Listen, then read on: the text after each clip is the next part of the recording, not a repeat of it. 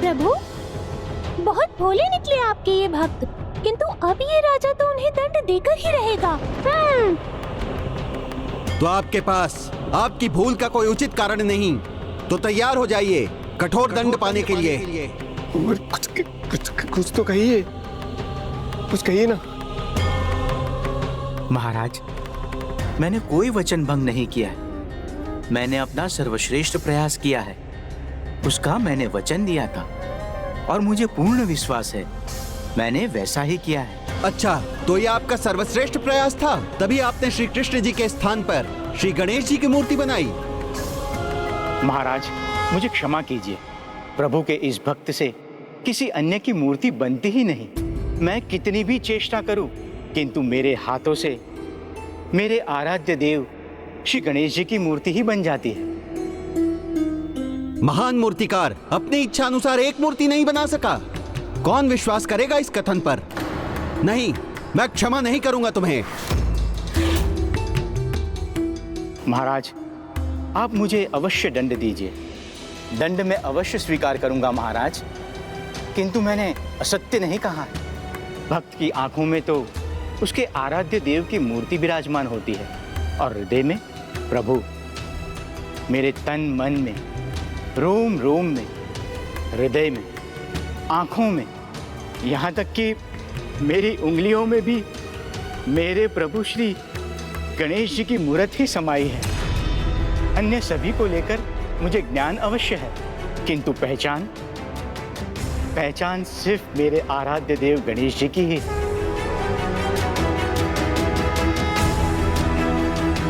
और यदि आप मेरी प्रभु भक्ति को मेरी भूल मानते हैं, आपका अपमान मानते हैं, तो आप मुझे अवश्य दंड दीजिए। दंड देना आपका अधिकार है और आपका प्रत्येक दंड मुझे स्वीकार है। तो उचित है, दंड भोगने के लिए तैयार रहिए।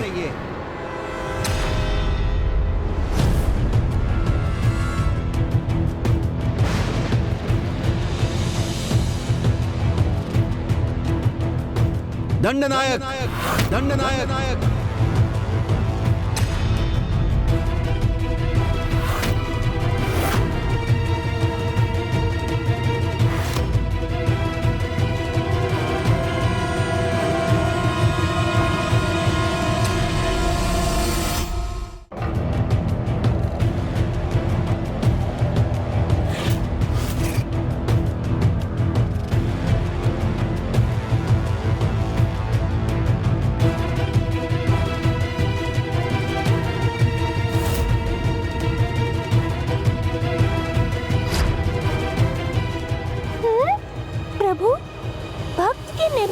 भाव के कारण ही वो संकट में है। अब तो आपको ही कुछ करना होगा। अपने भक्त की रक्षा कीजिए प्रभु। दंडनायक, इन मूर्तिकार का कहना है इनकी उंगलियों के कारण ये गणेश जी की मूर्ति के सिवाय किसी और की मूर्ति बना ही नहीं सकते। इसीलिए ये प्रभु श्री विष्णु के श्री कृष्ण स्वरूप की मूर्ति नहीं बना सकते। जब इनके हाथ और इनकी उंगलियों का अपराध है तो इन्हें ही इनके शरीर से विलग कर इन्हें दोष मुक्त कर दीजिए दंडनायक। दोष मुक्त कर दीजिए दंडनायक।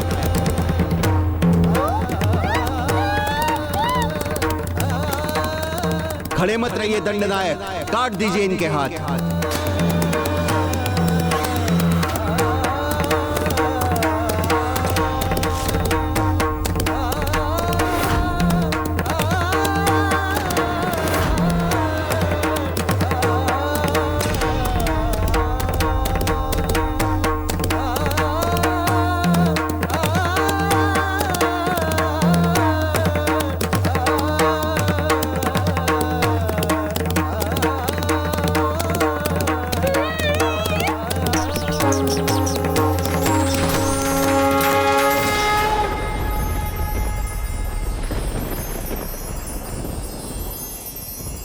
अपनी रक्षा के लिए छल किया है हमारे अपराधी ने। मैं इस छल में नहीं फंसूंगा। दंडनायक जी, जो कहा है वो कीजिए। रुक जाओ।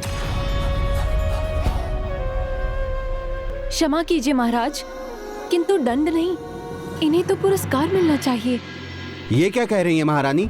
सत्य कह रही हूँ महाराज। मूर्तिकार ने अपने प्रभु श्री गणेश की चतुर्भुज मूर्ति की रचना की है और उसी प्रभु प्रतिमा में मुझे साक्षात श्री कृष्ण जी दिखाई दे रहे हैं। महारानी, जो दोषी है उस पर दया नहीं करनी चाहिए। महाराज, मेरे कहीं पर विश्वास नहीं तो आप भी एक बार भक्ति भाव से ध्यान से देखिए, आपको भी साक्षात प्रभु का आभास होगा। वो दिव्य प्रकाश इनका कोई छल नहीं, वो प्रभु का ही तेज था जो हमारी आंखें खोलने के लिए ही फैला था।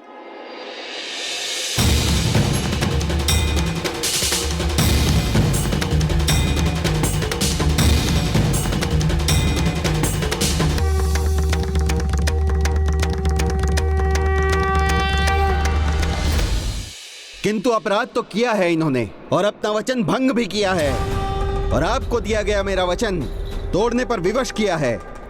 नहीं महाराज, इन्होंने तो अपना सर्वश्रेष्ठ प्रयास करने का वचन दिया था, और मुझे भी प्रभु के इस मूर्ति में चतुर्भुज प्रभु श्री कृष्ण के साक्षात दर्शन हो रहे हैं, तो इसमें कोई वचन भंग नहीं हुआ।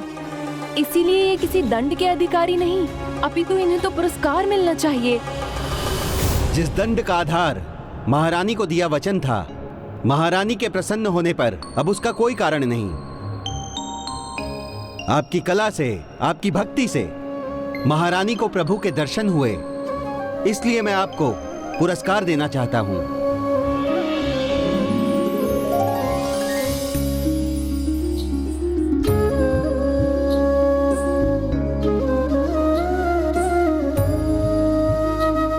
ये लीजिए गणपति भट्ट जी, पुरस्कार स्वीकार कीजिए।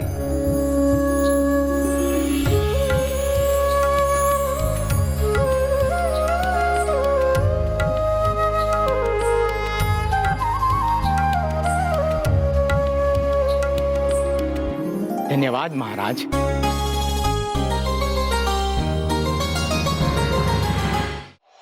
तो इस प्रकार आपने अपने भक्त की रक्षा की गजानन। सर्वप्रथम उसे ये रहस्य स्वीकार करने की आवश्यकता है कि प्रभु श्री कृष्ण, पिता श्री महादेव, श्री हरि नारायण और माता पार्वती भी परम ब्रह्म हैं। और इसके लिए तो स्वयं प्रभु श्री गणेश जी को उसका मार्गदर्शन करना था।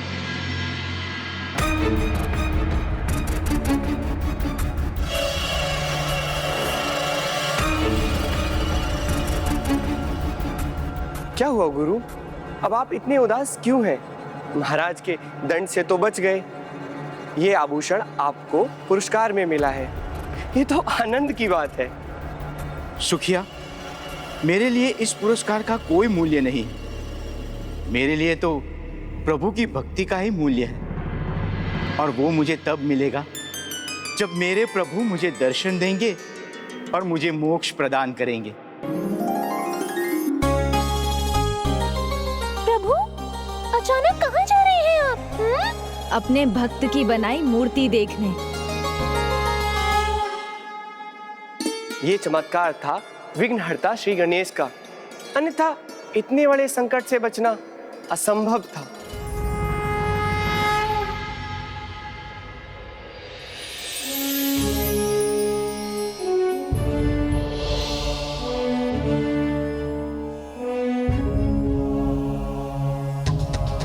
प्रणाम।